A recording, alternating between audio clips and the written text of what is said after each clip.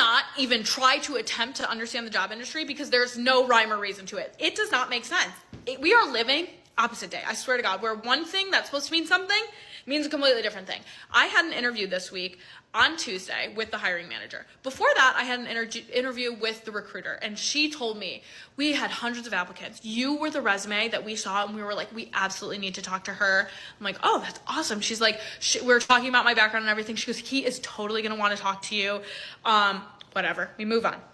I talked to the hiring manager. That was on a Friday. I talked to the hiring manager the next week on a Tuesday, which was last Tuesday. I'm talking to him. The interview is going really well. I'm like explaining my background because he is coming from a completely different area in tech. And so he doesn't really understand what I've been doing in AI, but now he's running this AI department. So he's really trying to understand. I'm explaining everything. The interview goes really well. I ask at the end, I'm like, is there anything that you heard me discuss today or from my resume that you think makes me not able to do this job?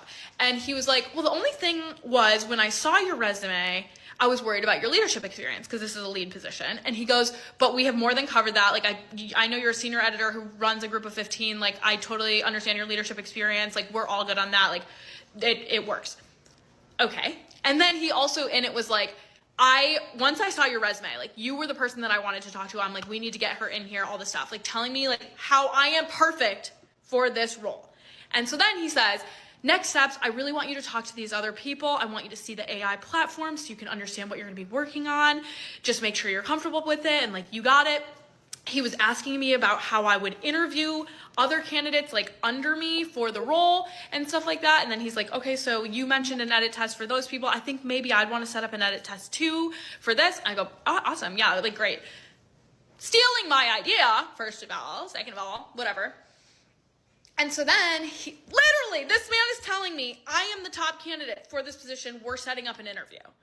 That was on Tuesday. I sent him a thank you note on Tuesday. Sent him a thank you note. Talked to the messaged the hiring, or the recruiter, and I was like, hey, like, this interview went really well. Let me know what the next steps in the process are when they come up. Basically, that was Tuesday. We don't hear anything on Friday. So on Friday, I'm starting to worry. I'm like, I haven't heard anything all week. I'm kind of, like, nervous. I'm, like, gaslighting myself. I'm like, did he actually, like, say all those things, or did I make them up in my head and, like, black out and, like, I'm lying to myself because I have OCD, so I was, like, tweaking a little bit. And I'm like, no, he fucking verbatim said these words to me. Like, he wants to set up the next interview, all the— Listen, at the end of the day, when you think about the market that you're in, you have to understand that you're basically at the mercy of the employee, at the employer, and they don't need you.